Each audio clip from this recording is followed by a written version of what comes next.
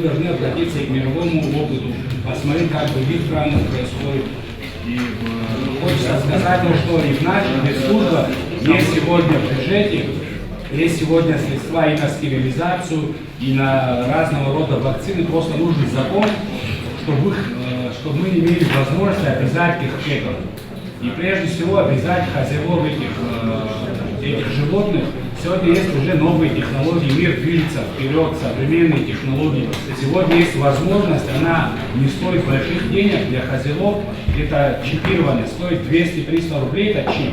Сегодня ты имеешь возможность его вживлять, значит, там, в животное, где будет вся информация.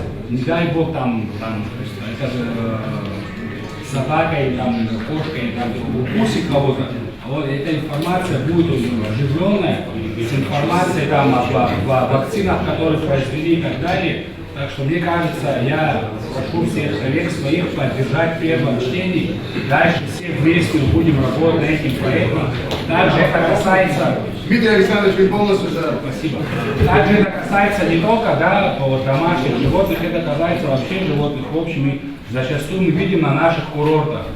Экзотические животные подвергаются всяким родам препаратов.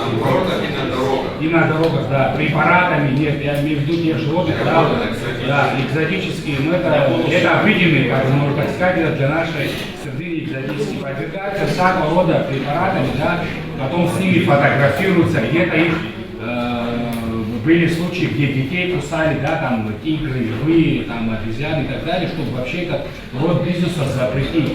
Что специально были определенные места, у нас есть примеры, да, в селе Ацир, там парк, значит, львов такого характера, чтобы это все было узаконено, что только в таком виде эти животные были. Как у нас там во всех курортных городах, я каждый год случаи знаю, где эти экзотические животные, значит, кусали.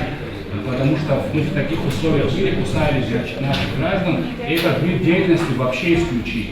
Поэтому еще раз прошу, понимая разность, еще раз прошу всех коллег поддержать.